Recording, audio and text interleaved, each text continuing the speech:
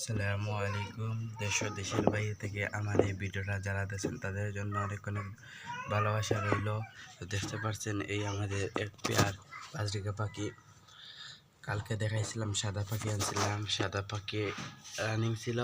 তো সেই পাখি নরটা একটু দুর্বল এবং নরটার পাখার নিচে ব্লাডিং ছিল, তো অসুস্থ ছিল। তার কারণে নরটাকে পরিবর্তন করার পরে এই এক জোড়া নিয়ে আসলাম, পুরা জোড়া পরিবর্তন করে এক জোড়া নিয়ে আসলাম।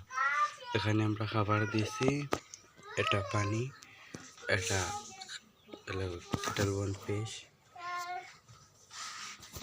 কেটেলবন ফিশটা পাই নাই, এটা দিয়েছি মিনারেল ব্লক দিয়েছি। কেটেলবন ফিশটা পাই নাই, এখানে শাক দিয়েছি। তো এখন তাদের খাওয়ার টাইম না, তাদের খাওয়ার টাইম ধরেন দোকান খুলে 11টার সময়। তো সেই টাইমে তারা খাইবে, এখন খাবে না। আমি যা বুঝলাম, তো এখন থেকে খাবার দিয়ে রাখছি আর 11টার সময় সরাই নেব।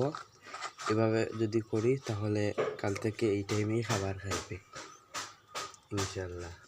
তো ওরা ক্রসিং করেছে, আমি দেখেছি। তো খুবই শীঘ্রই কিছু রেজাল্ট পাওয়ার আশা আছে।